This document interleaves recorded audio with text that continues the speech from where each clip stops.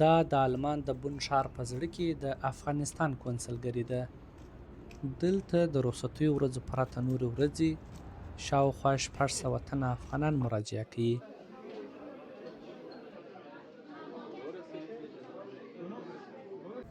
دلته د راغلو مراجعینو لپاره پاسپورټونه، د پاسپورټونو تمدید، غیابي تذکرې، د زیږېدو سندونه، مجرد لیکونه، د واده تصدیق پاڼې، وکالت خطونه، د هویت تثبیت او یو شمېر نور اړوند کونسلي خدمتونه وړاندې کیږي. د کونسلګرۍ د مسؤلینو په وینا دوی ته د آلمان هیواد پر یو شمېر ښارونو سربیره په ځینو نږدې هیوادونو کې میشت افغان کډوال نارینه او ښځینه د خپلو اړوند کارونو د ترسره کولو لپاره هم راځي. یادې کونسلګرۍ ته راغلي افغانان د دغه ځای له کارکوونکو څخه خوشحاله دي. دوی وایي هر مراجعه کوونکي ته د ملاقات یا ترمیم پر بنسټ منظم نوبت ورکول کیږي او کارونه یې د کارمندانو لخوا په ورین تندي او بې له ځنډه ترسره کیږي. منظم هم بود، کارگران همه با اخلاق و با رویه خوب با ما رفتار کردن و کارهای ما را زود پیش انداختن و دیگه کارم هم خلاص شده، دیگه بخیر طرف خانه روان هستم. ما امروز به خاطر پاسپورت آمده بودیم، پاسپورت می‌خواستیم بگیریم و خداوند خیرش آمده. همراه ما دوستا خیلی رفتار خوب کردن.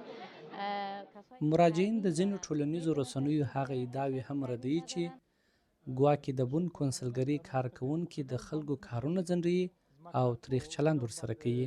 مخته ولاړو او د همکاران چې ډېر ښه سلوک او ډېر ښه رویه لري، ډېر په انسانیت باندې کار کوي، د خلکو کارونه نه ځنډېږي. خو مهم دا دی چې سړی دلته راځي ترمین دې ولري.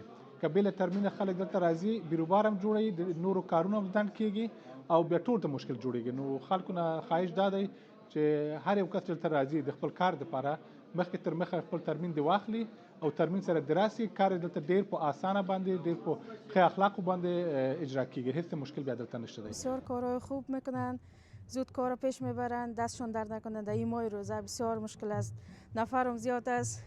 بسیار خوب بود. اگر پشتو گپ بزنن پشتو گپ بزنن، فارسی گپ بزنن فارسی گپ بزنن، کلگی یک رقم پیش میبره. هیچ کدام اینطوری نیست.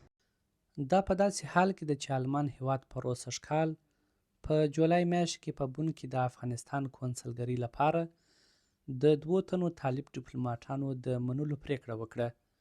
ویل کېږي چې یادو ډیپلوماټانو د همدغه 2015 کال د اکتوبر میاشتې پر 3 نیټه خپلې چارې پیل کړې.